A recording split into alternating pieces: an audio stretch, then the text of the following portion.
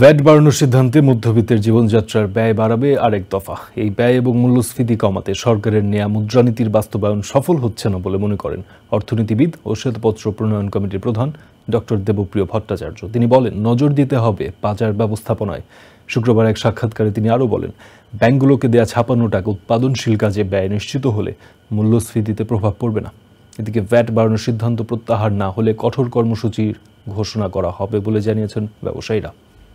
চলতি 2024-25 অর্থ বছরের মাঝপথে এসে হঠাৎ ভ্যাট বাড়িয়ে রাজস্ব আয় বৃদ্ধির উদ্যোগ নিয়েছে এনবিআর।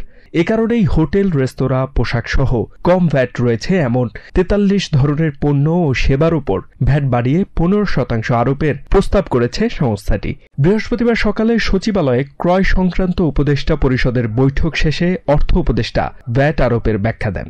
ভ্যাট আরোপের সিদ্ধান্তে নিত্যপণ্যের দামের উপরে প্রভাব পড়বে না এবং এতে সাধারণ মানুষের কষ্টও বাড়বে না বলে দাবি করেন তিনি। জিনিসপত্রের দামের উপরে তেমন প্রভাব পড়বে না। অন্যদিকে ভ্যাট বাড়ানোর সিদ্ধান্তে মধ্যবিত্তের জীবনযাত্রার ব্যয় বাড়াবে আরেক দফা।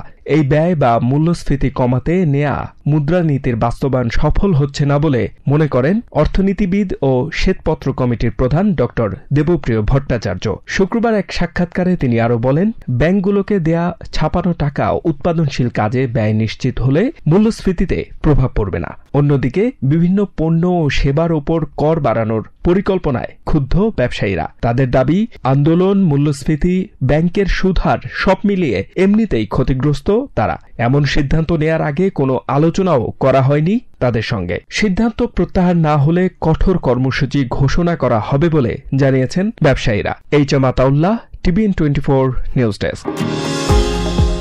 নিউ ইয়র্ক থেকে সম্প্রচারিত TVN 24 টেলিভিশন বিশ্বজুড়ে বাঙালির কণ্ঠস্বর।